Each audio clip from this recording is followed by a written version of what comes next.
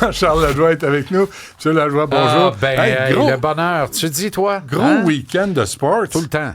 C'est tout le temps des grosses fins de semaine de sport. Et dire que, homme de peu de foi que tu es, t'as douté. Elle dit, il se passe rien en fin de semaine. Je dis, voyons, il se passe tout le temps quelque chose.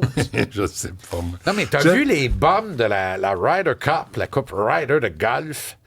Ouais. Moi, je n'aime pas bien le golf. Je trouve que le golf est un sport extraordinaire pour faire la sieste. Oui. En dehors de ça... Peu d'intérêt. C'est ça. Alors, puis tu sais, j'ai battu mon propre record de ronde de golf cet été. À jouer ou à regarder? Je ne les ai pas joués, je les ai promenés en carte. Oui. À dire des niaiseries sur un trou et sur un autre pour ramasser des fonds pour des bonnes causes. À chaque fois, c'était le fun. C'est très agréable. J'adore le golf. Ah, t'étais l'intertrou, toi? Oui, je suis l'intertrou. Oui, exactement. Et c'était... Ben, voilà, on est ce qu'on est. Un trou à l'autre. Rire nerveux, petit spasme. Bon, puis. Et c'était très agréable. Ouais. Cela dit. Mais non, mais là, ça commence à s'invectiver. Et Rory McIlroy, shut the fuck up! C'est vrai? Ben voilà, hey! J'ai dit, ils vont en venir au coup. Ben dans leur saut en forterelle? Ben non, mais c'est ça. C'est ça.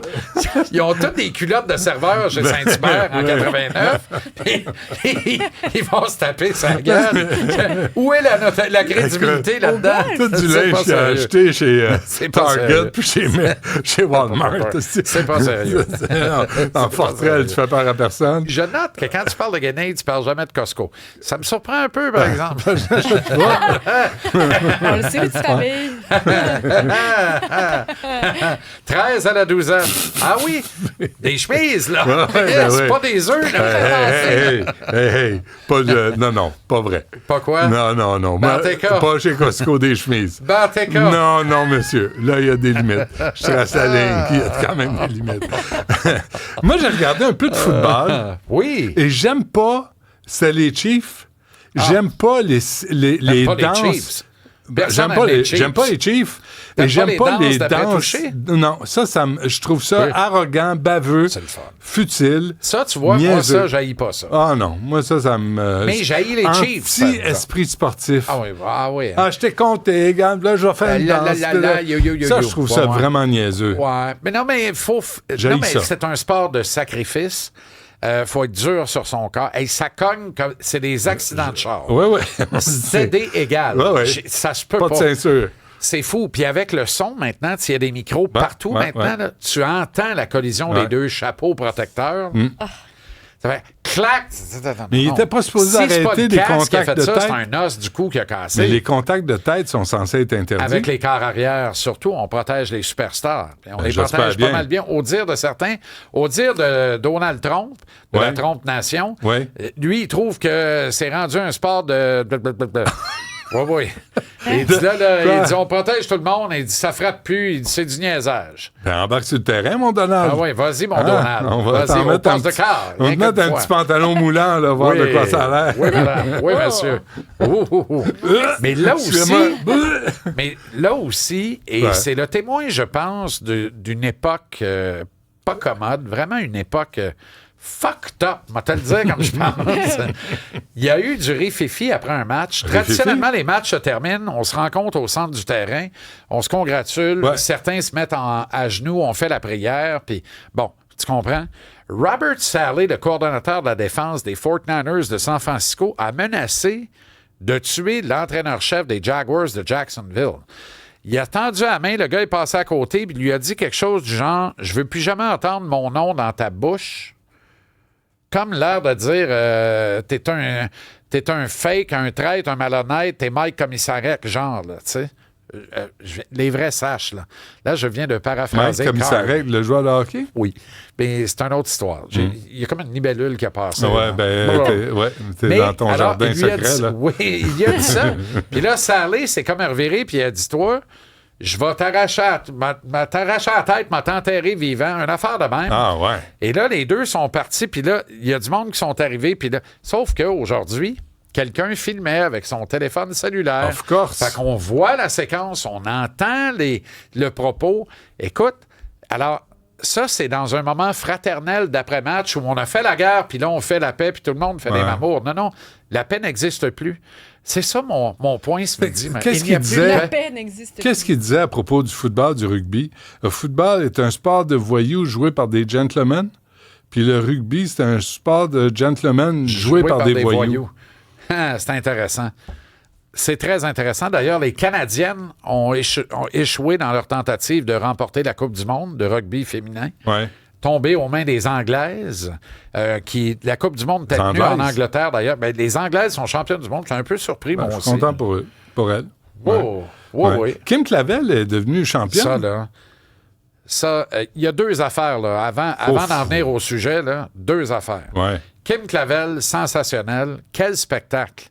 Quel spectacle. Ah oui? Elle, j'ai l'impression qu'elle a regardé Christian Mbili il y a 2 semaines, puis elle a dit, OK, il a échangé coup pour coup. Il s'est fait faire mal, il a rétréci sa ligne de vie, mais il est désormais millionnaire. Parce que là, Mbili, tout le monde veut Christian Mbili sur sa carte, là. Parce qu'il va faire un show, c'est le combat de l'année. Ouais. Fait que Kim Clavel a adopté un peu la même stratégie contre Saul Koudos. OK, un coup de poing sur la gueule, un autre sur le nez. Brrr, OK, ça fait mal, mais pas trop, je suis correct. On y va, coup pour coup.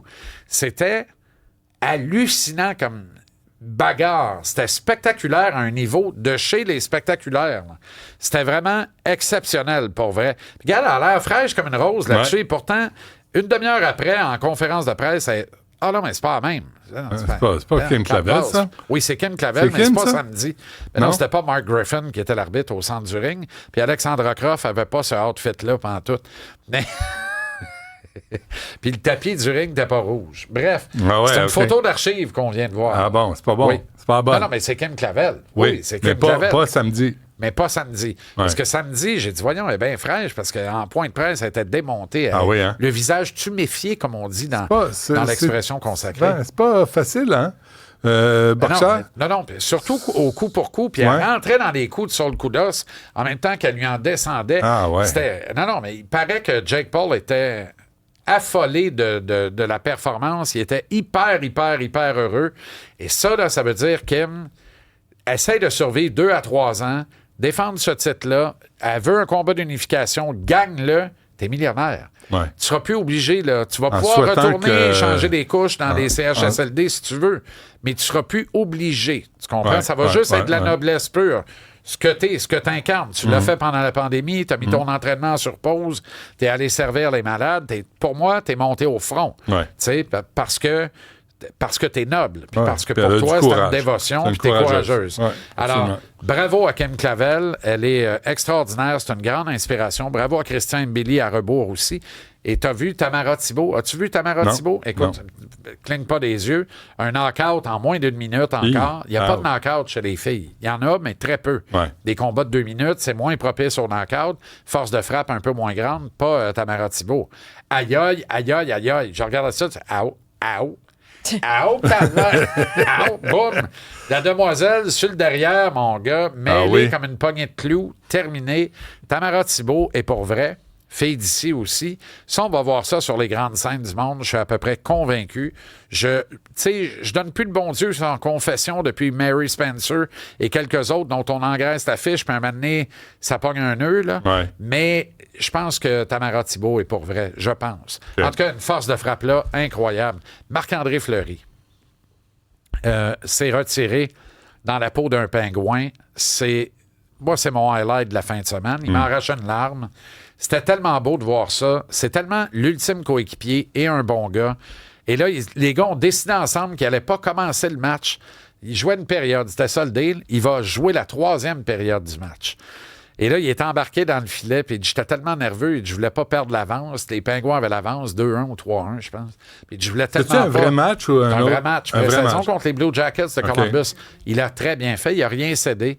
Tous les tirs qu'il a reçus, il les a arrêtés. Puis les gars jouaient pour vrai, là. Tu fais pas semblant. Ouais. Et ils ont décidé de mettre une séance de tir de barrage, et c'est là où il a finalement concédé un but, et à la faveur des Blue Jackets, mais cette réunion de Evgeny Malkin, Sidney Crosby, Christopher Le Temps autour de Marc-André Fleury dans un câlin où les larmes ont coulé, c'est sûr, à la fin de tout ça, avant que Marc-André quitte la glace, les clameurs de la foule à Pittsburgh, c'est une génération complète de hockeyeurs sous nos yeux. Là. C'est une époque, et c'est une grande époque avec triple conquête de la Coupe Stanley, dont 2 avec Marc-André. Mm-hmm.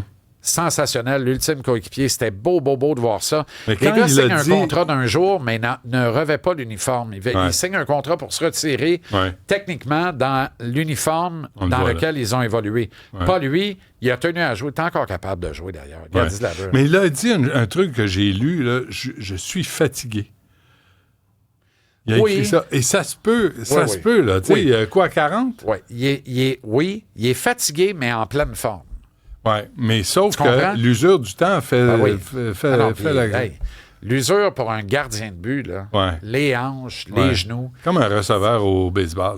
Un gardien de but, 20 ans dans la Ligue nationale, c'est 4 chirurgies, alors que normalement, tu devrais tout simplement profiter de la vie puis voyager 3-4 fois par année. 4 chirurgies sûres, dont 2 plus graves, la hanche. Là, tu te remets pas...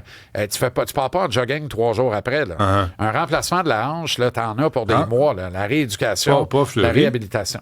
Il va devoir subir ça, c'est sûr. Oui, hein? Ben, voyons donc. Ils le subissent tous, les gardiens de but. C'est épouvantable. Parce qu'ils ne peuvent plus marcher après. Tu peux plus marcher, certain. Oui, c'est ça. Hein?